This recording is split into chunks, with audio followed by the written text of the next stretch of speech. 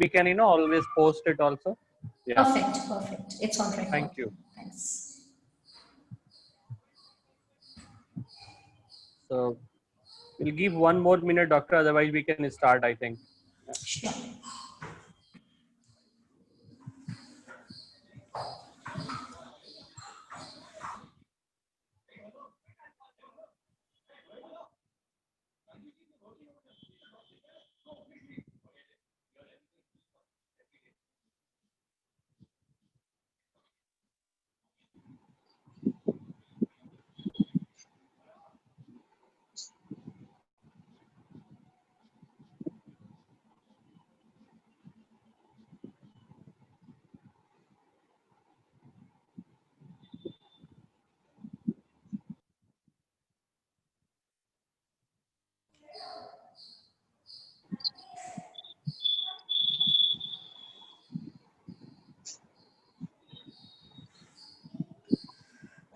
Should we get started? Yeah, yeah. Perfect. Good evening, everybody. Thank you so much for joining us today evening for this webinar, Bonnie Babies. The title looks very interesting. And we have Dr. Isha, who's going to kind of take you through some very important information that you need to be aware of. So I'm hoping all the people who are joining in, either you would be in the medical profession or the expectant mothers.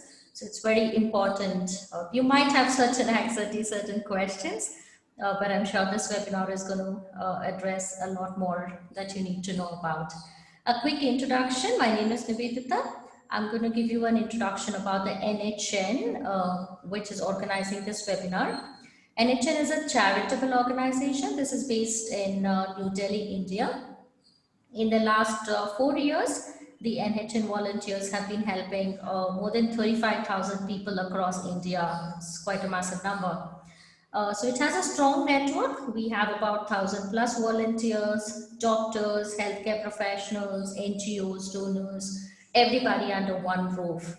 Its main focus areas has been providing help to the needy children, women, and the elderly people. So NHN has also been supporting initiatives in the areas of healthcare, education, and environment safety.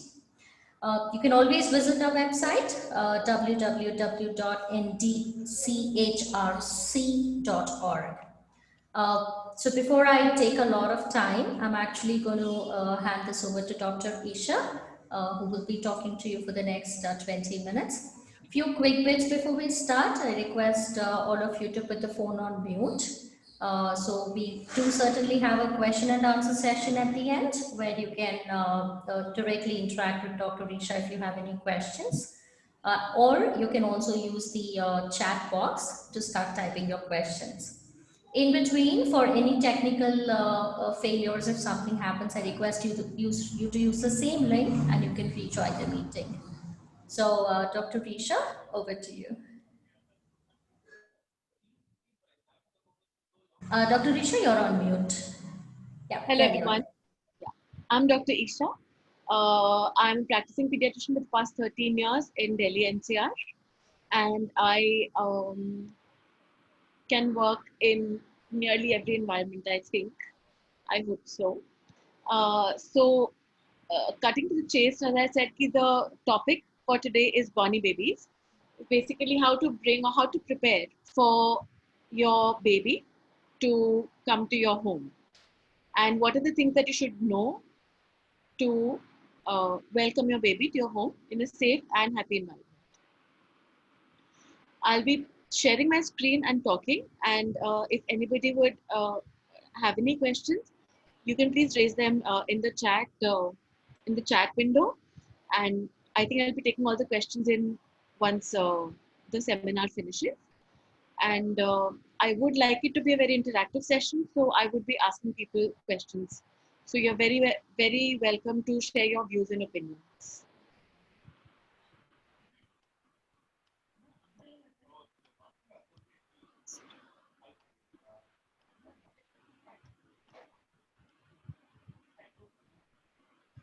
Right. So this is what we're talking about, Bonnie babies, as in what to know before you bring your newborn home. As you enter the third trimester of your pregnancy, so a lot of things, or you need to be prepared to be able to bring the baby home. Obviously, it is an expensive and it's an expectant time, and you should have like a bag or delivery bag ready, where in which you should have things that you need to carry for the mother as well as the baby, the newborn baby as well as you, to be able to take care of or to be able to prepare. Now, the reason for having this prepared is because sometimes you, or especially with mothers who have had more than the baby is not the first baby, like the second or third babies, they progress very fast through labor. So it's good to have this ready, because as soon as you enter labor, or as soon as the water breaks, or basically as soon as the labor pains begin, that is when you should start moving to the hospital. And so you find a lot of now, since we are in the digital age, everybody has a lot of everybody Googles, obviously, which is fine, which is good. And so you get lots of online checklists and everything, and I explored some of them for the purpose of making this webinar, which I thought that most of them are very comprehensive, but I do think that a lot of them require review through an experienced person. So you may not always speak to your doctor. It's advisable to. You can also speak to any ancillary staff or any supporting staff in the doctor's office to be able to make a list which is comprehensive, cost effective, and useful. And I'm pretty sure your doctor will also have a few things to add or subtract depending on their own experience and delivery, or your, according to the requirements of your baby. How do we prepare your home for the baby? So a few things that are good investments is a car seat. It is so in countries other than ours, like in our country, we don't push it as in it's not illegal, but in Western countries, it is illegal to get your baby home if you do not have a car seat. So it is that important. For preventing injuries, the children should not be riding up front, in the front if you are coming by car. If by any chance you cannot or do not have a car seat, a good way to bring the baby home is via skin to skin contact. So any medical professional can help you in the hospital if you ask them about skin to skin contact or kangaroo mother care. So the baby can be put onto the mother's breast, basically in between the breasts, and the mother can wear clothes, or like a front open clothes on top of that, so that she has a good view of the baby as well. And that is a good way to transport the baby if at all car seats are not available. Baby cots are a good idea, because we encourage sleeping within the same room to begin with, but not in the same bed. So co-sleeping is fine to begin with, but sleeping on the same bed is not a good idea. So the baby should have his or her own separate space to sleep within the room. A lot of patients or a lot of people, they ask us what is the right temperature and whether the baby is too cold or hot or whatever. So the temperature that is comfortable to you in your room is fine.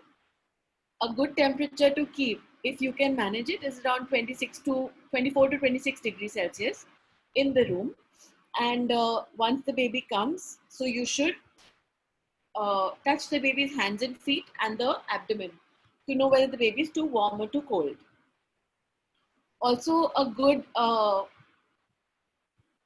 good yardstick is that, so how much to clothe the baby. See, because especially in summers or humidity, in weathers like this, we get a lot of children who come with environmental hypothermia. Basically, they have dehydration fever. So all that has happened is that the mother has, or the caretaker has, clothed the baby more than required. So the baby is sweating, and due to that, the baby actually develops the fever. All you need to do is remove the clothes, observe for half an hour, and the baby is fine.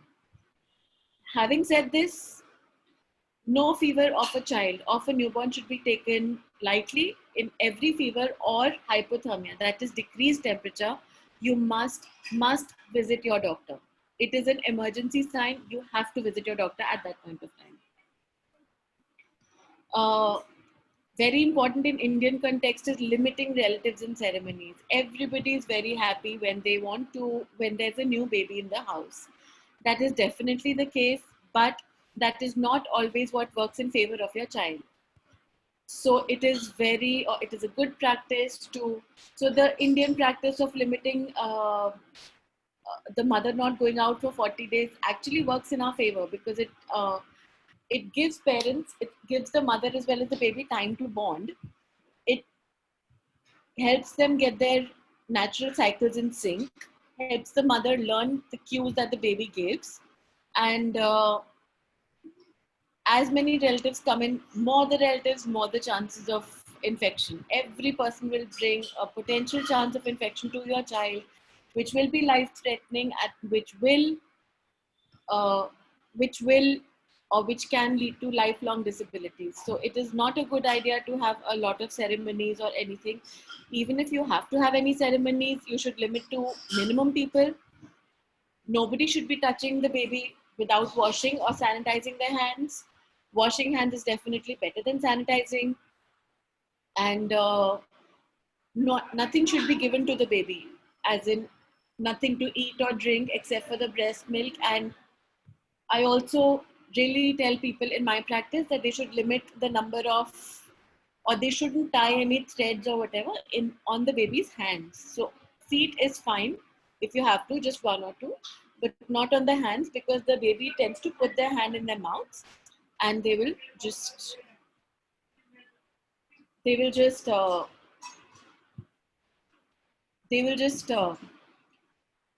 will just lead to infections. So this is when or how to prepare. And once the baby arrives, there are things that you should know, which you can also speak to your doctor about. The pediatrician who's attending the delivery must know about these things, or you can have a discussion with them. So one very important thing that we ask is prelacteal feeds.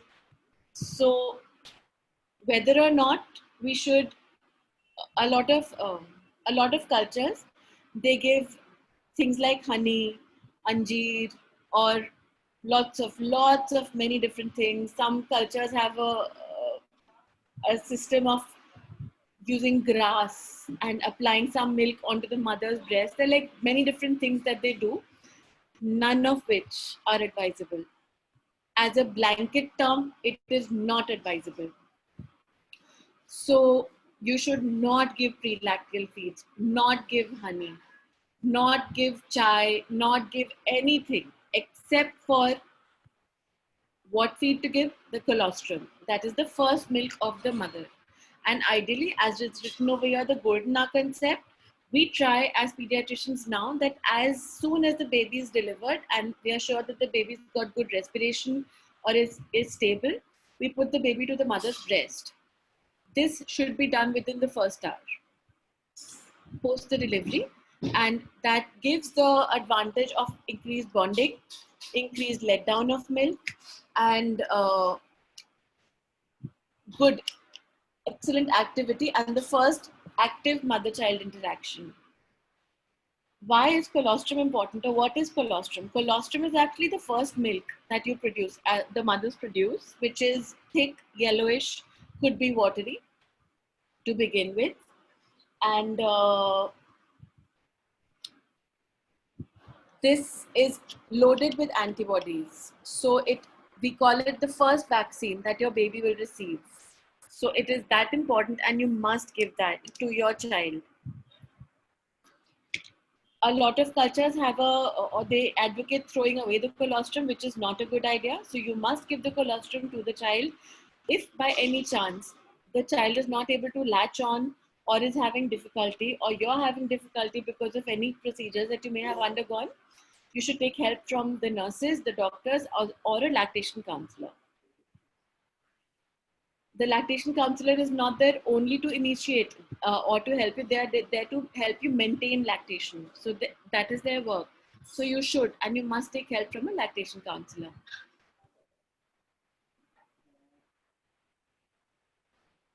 So how to bring my baby home after discharge from hospital? As we discussed, a car seat is ideal.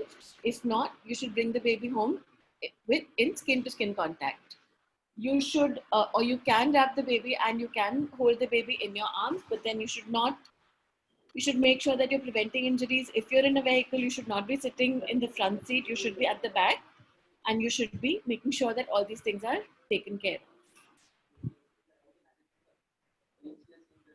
I think that there is no amount that can be said about the importance of breastfeeding and how important it is for your child, how important it is for not just in the beginning, not only to sustain or have a good contact or develop your relationship, the mother child or the parent child relationship. Also, you give the child a great chance for also you give the child a great chance for brain development, for body development, for appropriate for prevention of adult diseases like hypertension and diabetes and obesity. And the interesting thing is that the the composition of breast milk. So even by if by chance you have your child early, or you have had some issues as a mother, the very interesting thing is that the nature has built our body such that the composition of breast milk changes even for a mother who's nursing a preterm baby and a mother who's nursing a term baby. So these are very interesting things. And most important is that you should have a will to feed, you should want to feed, you should be relaxed about it because it's something totally natural, and it's something that nature intended us to do. And every time that so in my practice, when patients ask me whether they can give cow milk or this milk or that milk, and I always like to say that just look in nature and see if any animal takes the milk of another animal, and think about whether we should do that or not. So that is how important breast milk is to your baby as well as to you. Then what is the importance of immunization? So the more that is said about this, again, the lesser it is. You should be immunized during your delivery or during your antenatal period as mothers. And so that also prevents against certain diseases which the baby can acquire. And the first vaccination is received after birth, immediately after birth or within the first hospital stay. The importance of immunization is basically, so all of these diseases are called vaccine preventable diseases. Once you give the vaccine, there is a very, very low risk of maybe 0.1 to 1% or 2% that the child will get that disease. Scientifically, the diseases for which vaccines, or it is important to, or the vaccines are made, are those which are deadly or life-threatening. So as doctors, to us, not giving or not vaccinating your child for diseases which are vaccine preventable, which are potentially life-threatening, it is such a simple measure, and it should be done, and it must be done, and the schedules have to be followed meticulously by the parents. So very, very interesting things, or very usual things that people ask us is that, should I use any skincare products on my child? How should I massage my child? What should I do to take care of the skin? So the recommendation is that we do not use any skincare products for 1 year, for 1 month, for the first month of age, especially not until the cord has fallen off. You should, or you can bathe your child so until the cord is still there, we recommend that you can sponge the child, but that should also be, the first bath should be delayed for at least 24 hours. And you can sponge your child till the time the cord is there, and once the cord has fallen off, all you need to do is that you can bathe the child. We do not recommend any skincare products, and up till 1 month of age. After a month, you can introduce skincare products one by one, so that you get to know if there are any allergies. We don't recommend any powders up till 1 year of age. And the oil that is usually easily available and cost effective within our country, and it produces very good results, is coconut oil. So, which is a very good oil to use. And we also suggest that you start using the oil once the cord has fallen off. Cord care. So the good thing is there is nothing to do about this, only to keep the cord dry. So when you put a diaper or a nappy onto the child, make sure that the nappy is below the cord. The cord is always dry, and you don't have to put anything, nothing, no spirit, no violet, gentian, nothing on the cord. Just keep it dry. When the cord falls off, that's it. There's nothing else you need to do.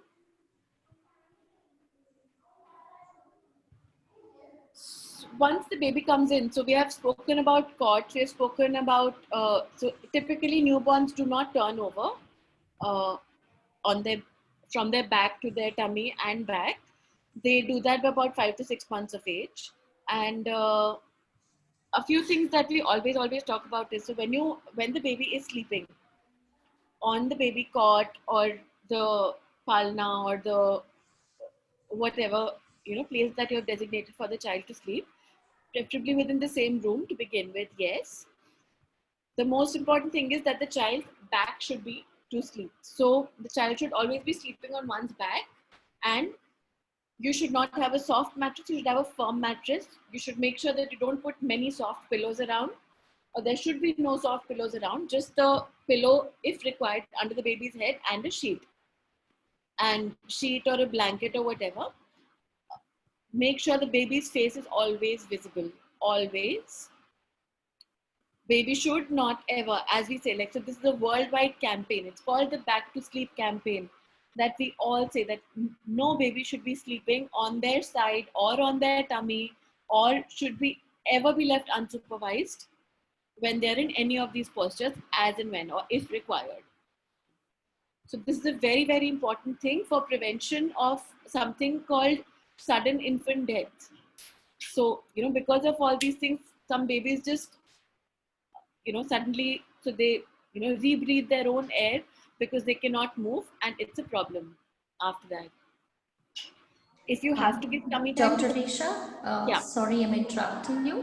To everybody, I know that there's a limit time in Zoom where we cannot exceed, so we have another 5 minutes to go. What I've done is I've shared the new link that you can probably just join in, and we will continue this webinar in just a couple of minutes once you're all there on the other new link.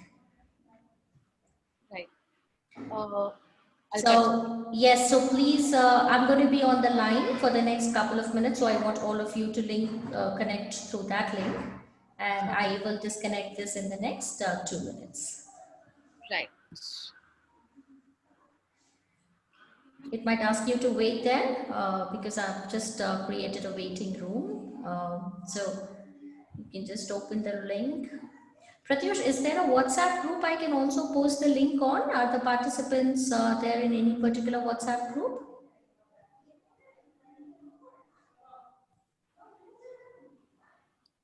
I'll move it around. I'm just gonna see.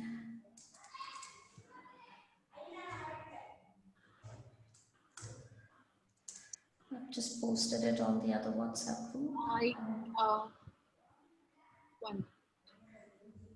Okay, I'm just going to end this meeting, and I will join through the other one. Oh, look, there's a new baby. I cannot find the link. It's in the chat box. The chat box. Oh. You can open the chat box of this current one, and then you have the link. But I also posted it on one of the WhatsApp group. I'm assuming all of you are part of that, but just in case if you don't get it here. So Dr. Risha, it's also a part of the other WhatsApp group that we are in. Sorry for that. So I'm just going to disconnect this and I'm going to start the new session. Can I just note this down? Yes, yes, yes. I've also sent you a WhatsApp separately also. Yeah. Sorry, everybody. I know I just had to cut in between, but we will join in just a couple of minutes there. See you all there.